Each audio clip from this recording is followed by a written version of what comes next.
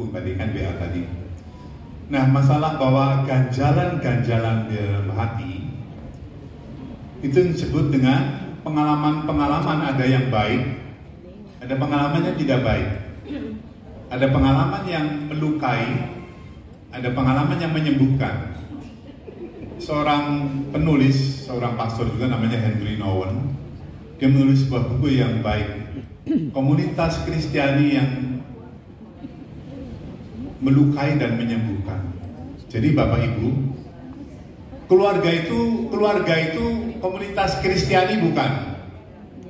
Iya, karena ada sakramen kan? Pada waktu nikah kan disakramenkan, Kristus hadir. Jadi keluarga itu komunitas Kristiani atau bukan? Ya. Henry Nouwen mengatakan, ingat, keluarga Kristiani, komunitas Kristiani adalah komunitas yang terluka dan menyembuhkan. Jadi bisa nggak di dalam satu kehidupan keluarga, suami istri bisa saling melukai, bisa atau tidak? Bisa. Anak bisa melukai orang tua atau tidak? Bisa. Orang tua bisa melukai anak, bisa enggak? Ini, terima ini dulu. Oh, ternyata bahwa memang di dalam komunitas Kristiani atas nama Kristus itu bisa saling melukai. Jadi, oh ya ada memang, tidak apa-apa. Yesus dilukai atau tidak? Dalam komunitasnya itu. Siapa yang melukai Yesus? Yudas mengkhianati. Jadi, zaman dulu Yesus sudah berdoa semalam-malaman, Tuhan kirim kepada saya 12 rasul. Tuhan kirimkan. Mulai dari Petrus, Andreas, sampai ada ketemu Yohanes, sampai ketemu juga siapa? Yudas Iskariot, Yudas Tadeus. Tapi di dalam komunitas yang Yesus pilih dengan yang sudah berdoa semalam-malaman, ternyata terjadi sisi lain. Komunitas Kristiani adalah komunitas yang terluka. Yesus dilukai atau tidak? Oleh siapa? Oleh Yudas.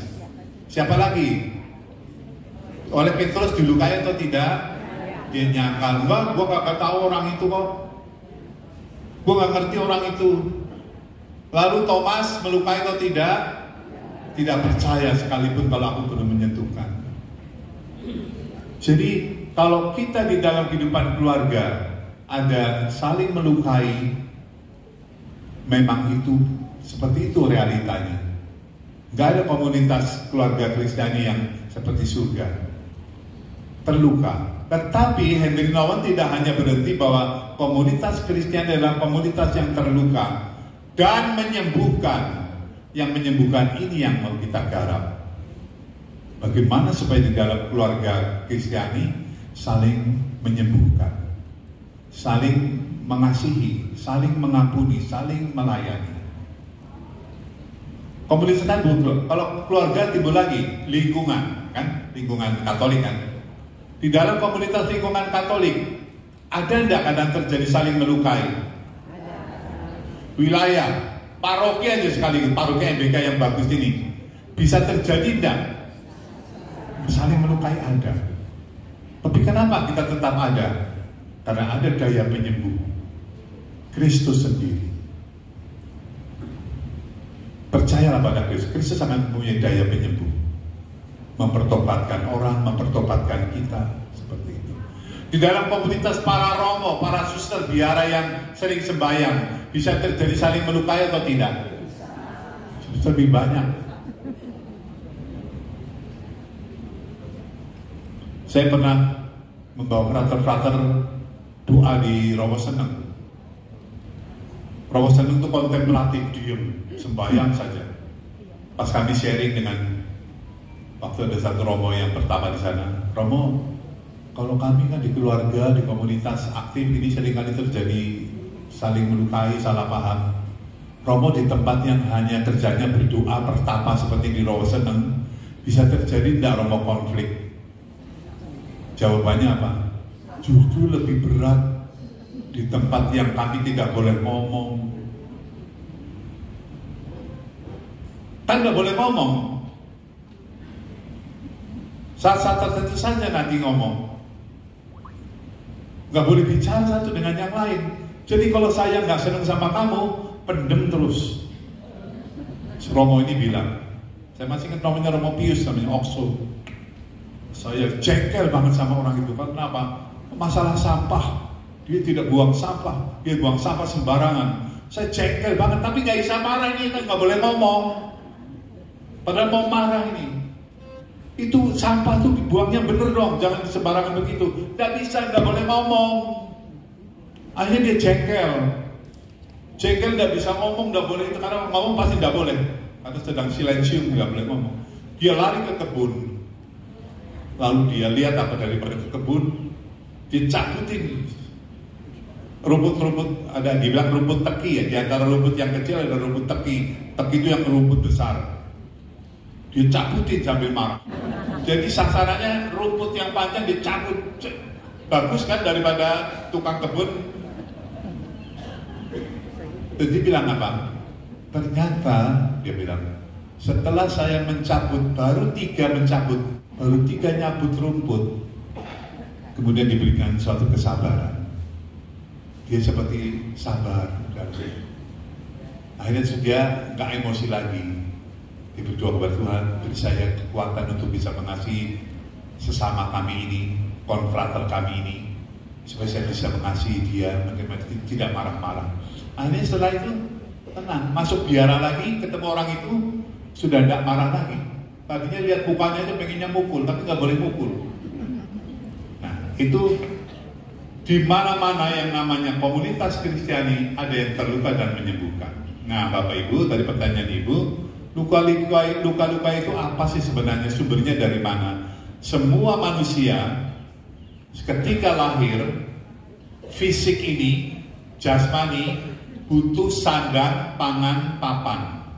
Apa? Sandang, pangan, papan. Ketika anak dilahirkan oleh ibunya, oe-oe nangis, dibersihkan, dipotong ari-arinya, terus setelah bersih dibedong dengan kain lampin, kain selimut.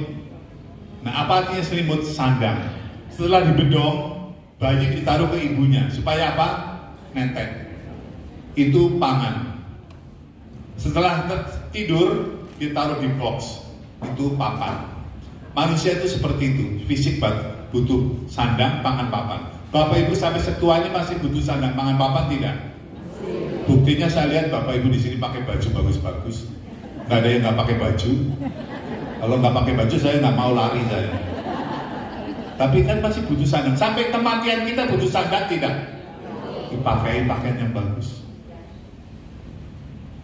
Kita masih butuh pangan nggak Bapak Ibu? Masih. Sandang, pangan, papan. Dan masih butuh rumah, papan, tempat? Masih. Sampai tua. Sampai nanti mati pun butuh San Diego, butuh rumah pemakaman seperti itu. Nah, kalau itu jasmani, kalau batin ini kembali lagi. Dia butuh apa? Vitamin 3D. Diterima, dihargai, dicintai. Apa Bapak Ibu? Diterima, dihargai, dicintai. Ini yang Ibu tanyakan, kenapa masih ada ganjilan? Pasti 3 ini. Kalau aku tidak diterima, berarti kan ditolak. Kita terluka batin kita. Bukan fisik tapi batin kita terluka. Kalau aku tidak dihargai, berarti dihina. Aku terluka. Kalau aku tidak dicintai, aku dibenci. Terluka. Yang membuat kita terluka di masa lalu kita ditolak, kita dihina, kita dibenci. Makanya kalau kita mau semakin tua, jangan sering menolak orang, jangan sering menghina orang, jangan sering membenci orang.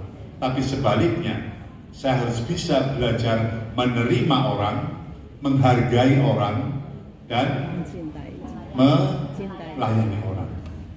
Saya heran Pak Anton ini, Pak Anton ya, mana? Antonius ini dulu sehat, tangannya utuh ya, tapi kemudian dia kecelakaan. Saya bilang hebat loh ini, nggak malu, nggak minder, Yang dalam dirinya hanya saya mau berbuat sesuatu yang baik, tentu bersama istrinya ya, yang saya kenal juga. Seperti ini yang disebut nggak berhenti. Saya mau berbuat baik, walaupun keadaan saya seperti ini. Sama kayak saya kan, kalau dia kan tangannya jelas. Kalau saya kan di dalam organnya, ginjal sudah ada satu, empedu sudah ada satu, jantung sudah dipasang mesin, tidak lengkap. Tapi keinginan berbuat baik itu harus ada. Saya semakin tua harus semakin bisa memberikan 3D. Bisa menerima orang, bisa menghargai orang, bisa mencintai orang. Kalau tidak, kita melukai. Dan kalau kita dilukai, Bapak Ibu tadi, di mana rambut saya ada ganjelan, saya pengalaman menyesal, disakitin saya. Just forgive. Hanya ampuni, maafkan. Obat luka-luka itu tidak ada yang lain kecuali mengikhlaskan dengan memaafkan. Forgive. Memang mengampuni tidak menghapus masa lalu. Dan mungkin kan kita menghapus masa lalu, sudah terekam di otak kecil kita ini. Tetapi dengan mengampuni, kita membuka rahmat Tuhan ke depan lebih luas. Itu bedanya orang yang masih mendendam. Ketika orang benci dendam sama orang lain, dia menutup rahmat Tuhan ke depan. Makanya orang yang benci dendam tidak pernah akan merasa bahagia. Kenapa? Tertutup oleh dirinya sendiri. Tapi kalau kita bisa mengampuni, sebesar apapun juga itu dosa-dosanya orang kepada kita, kalau kita bisa belajar mengampuni dan sampai ikhlas, terbuka rahmat Tuhan ke depan. Betul? Tetapi kita tidak bisa mengampuni dengan diri kita yang terluka. Ya, dilukai nggak enak suruh mengampuni. Emang enak dilukai? Nggak enak. Oleh karena itu kita mohon bantuan siapa? Bantuan Tuhan, bantuan Roh Kudus. Beri Tuhan aku keberanian untuk mengampuni orang ini. Ada cerita. Saya seringkali membawa referensi untuk lansia. Saya boleh ya tambah sedikit supaya ini lebih jelas. Ketika ada seorang suster di Gombong ini sudah tua, sakit, koma, hampir 10 hari, susternya tanya kepada saya yang pimpinan, Romo, coba tolong Romo, ini suster enggak koma 10 hari, kasihan. Hidup enggak, mati enggak, tapi kasihan. Coba Romo lihat, jangan-jangan dia ada guna-guna atau ada apa namanya susuk. Sampai suster membawa susuk ya. So, saya coba doakan, saya coba dengan tenaga saya. Ternyata di kepala sini, pas sampai di kepala itu tangan saya terasa ditusuk-tusuk jarum. Lalu sampai di dada ini, saya melihat seperti ada apa itu panci kalau masak air mendidih tuh, mendidih, airnya mendidih. Padahal sudah tua suster ini. Saya lihat di kepalanya, saya coba auranya, saya lihat, ini aura yang masih banyak, tajam sekali pikirannya, masih banyak membenci orang. Ketika sampai di hatinya, seperti air umok apa ya, mendidih. Berarti ini masih menyimpan dendam. Walaupun dia koma, tapi otak kecil ini masih menyimpan banyak. Saya bilang, suster ini bukan guna-guna, bukan susuk. Ini masih menyimpan dendam. Saya tanya, waktu dulu suster masih muda, suster ini suka marah, oh enggak loh, sebaliknya. Suster ini waktu mudanya sangat baik, sangat nerimo. Nerimo tahu? Sangat menerima, dimarahin apa, terima. Tapi ternyata dia simpan di dalam hatinya. Dia tidak dihargai, dia tidak diterima, dia dibenci, dia semuanya masuk di dalam hati, dia tidak terbuka. Maka saat tua, saat unconsciousness, tidak sadar, muncul semuanya itu. Jadi pemarah dan sebagainya. Lalu suster tanya, doanya apa Romo? Doakan, bisikan dalam telinga orang koma kan masih bisa dengar. Bisikan, suster, minta maaf kepada Tuhan ya, mohon ampun kepada Tuhan. Yang kedua, suster ampuni orang-orang yang sekiranya suster benci, ampuni dia. 3 hari meninggal, sukses. Artinya dalam keadaan yang sudah minta ampun dan mengampuni orang. Jadi Ibu, kalau ada luka-luka seperti itu, kita mungkin tidak bisa minta kepada Roh Kudus supaya kita diberikan kekuatan untuk bisa mengikhlaskan, mengampuni peristiwa itu. Jangan digendong terus. Banyak orang itu rangselnya besar sekali sampai kita bongkok karena menyimpan ketidaksenangan kita, dendam kita, kebencian kita, iri kita, semua masih ada di rangsel ini, sehingga sampai tua kita menjadi bongkok. Tidak ada cara lain kecuali rekoleksi seperti ini. Coba turun dulu, periksa diri kita, ambil tasnya, rangsel kehidupan kita ini yang di belakang punggung kita selama ini bertahun-tahun, buka mana yang perlu dikeluarkan, mana yang masih perlu dibawa. Yang perlu dikeluarkan sampah-sampah, kebencian, dendam, iri hati, ngamuk, ini semua keluarkan supaya rangsel kita yang berat ketika diangkat lagi menjadi lebih ringan. Saya yakin kita semua banyak rangsel-rangsel, ya atau tidak? Dan kita bawa terus enggak? Itu yang membuat kita benar. Ampuni, ikhlaskan, maka kita akan menjadi lebih ringan, bahagia. Next. Peneguhan yang luar biasa dari Romo. Wah, terima kasih Romo. Mungkin ada satu pertanyaan lagi. Bahagia, sukacita, keselamatan. Setiap perbuatan baik tadi saya ingat. Nah, sekarang kalau tadi konteks itu tadi, saya sudah memaafkan dia berkali-kali, tapi orang yang salah itu tidak merasa salah, biarin aja. Tapi jangan berhenti berbuat baik. Tapi kalau tadi saya suruh minta maaf, lalu salahku apa? Gitu kan? Kalau memaafkan itu oke. Tapi kalau ibu mau lebih berbuat baik lagi, udah Pak, udah nak, udah siapa saja. Mungkin dalam diri saya ada salah, saya minta maaf. Tidak apa-apa, itu baik juga. Meminta maaf baik atau tidak? Memaafkan baik atau tidak? Setiap perbuatan baik diganjar rahmat oleh Tuhan. Jadi lakukan itu. Nah, saya mau kisah seperti yang nyata yang saya alami. Saya kan pastoran ya, 18 pastor. Saya masuk ke ruang makan, ada satu romo. Lalu saya bilang, "Selamat pagi Romo." Ngomong salam selamat pagi itu baik atau tidak? Baik. Tapi apa? Tidak dijawab. Begitu tidak dijawab, saya terluka atau tidak? Kenapa terlukanya? Saya tidak dihargai, saya tidak diterima toh? Dan saya mungkin tidak dicintai juga. Selamat pagi Romo dengan tulus ini. Biarin aja, cuek. Bukan udah masih muda romonya, kurangnya. Enggak dijawab. Luka atau tidak? Luka biasanya mau membalas ini. Saya udah mulai kurang ajar. Memang enak gratis seperti itu. Biasanya saya makan di meja ini, dia di sini, saya di sini. Enceng-encengan orang bilang. Karena saya merasa tidak dihargai dari Mas, saya terluka, saya ngambil nasi, saya cari meja yang lain. Tuh, kalau orang terluka belum berdamai, dia akan menghindar. Saya menghindar, ini saya lagi cerita.